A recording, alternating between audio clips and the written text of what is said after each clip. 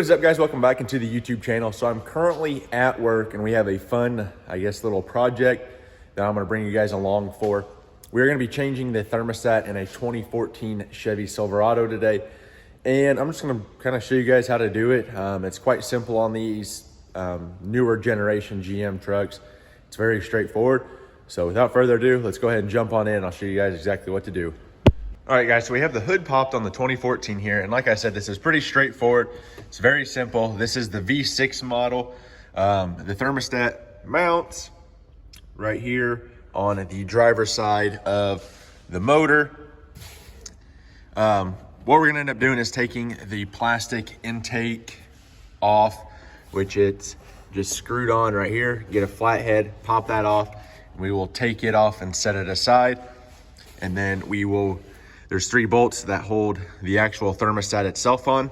We'll take those out, undo our clamp here, and then there's another clamp on the other side, which I'll show you more once we get this off. But let me go ahead and get this popped off real quick, and then I'll show you exactly what we're working with.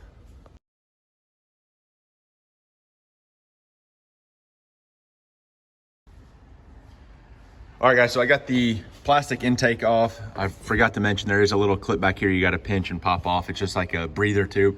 But now that it's off, you can see the one line I was talking about here. We'll take it off, take the upper radiator hose off, and then there's 3 10mm bolts that will pop off, and then we'll just change out the thermostat. You'll want to make sure that obviously it is the same thermostat, and then we'll just repeat the process.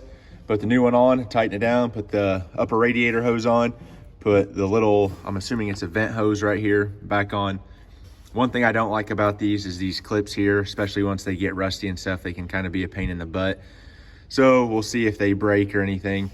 We might end up having to throw a hose clamp on this lower one, but we'll see. I'm gonna go ahead and get those pulled off, get the 10mm bolts pulled out, and then compare old thermostat to new thermostat, make sure it's the same, and then put it all back together. All right, guys, new thermostat is on. I ended up dropping one of the bolts, so it took a little bit longer. It landed right down there on the cross member. We got it changed. Everything matches up. Hose is back on. None of the clips broke. Thank goodness for that. Now we're just gonna repeat the process, put the intake back on, tighten down this clamp, pop on the little vent tube, tighten down the clamp over here, and we should be able to start the truck up and make sure everything's good to go.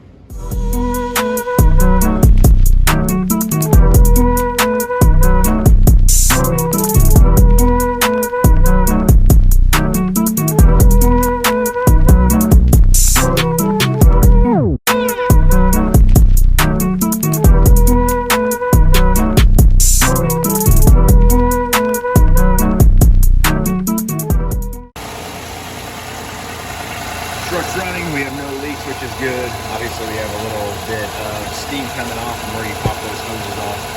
But I just wanted to fire it up, make sure we weren't leaking anything. I'll shut it off, get everything mic'd up. Job well done. All right, before you guys go and drive it, obviously, like I said, start it, make sure you don't have any leaks. But most importantly, top off your coolant. When you pop off your hoses and stuff, you're obviously gonna lose a little bit. So I filled it up to the line here where it obviously says full, and it's gone down maybe 1/4 of an inch. I got the heat on high, just blowing. I'll make sure, let it run for a few minutes, make sure it doesn't go down super far. We'll top it off, put the cap on, job's done. Well, there we go, guys. Just a short little how-to video on the thermostat. Kind of simple, like I said. And it's gonna be kind of the same process for a lot of vehicles. I'm sure there's thousands of videos out there. If you're looking at changing something on your vehicle, just YouTube it, and I'm sure there's probably a video that can walk you through it. But anyway, remember, learning as I do, doing I love. I'm the GM man. I'll catch you guys in the next one. Peace.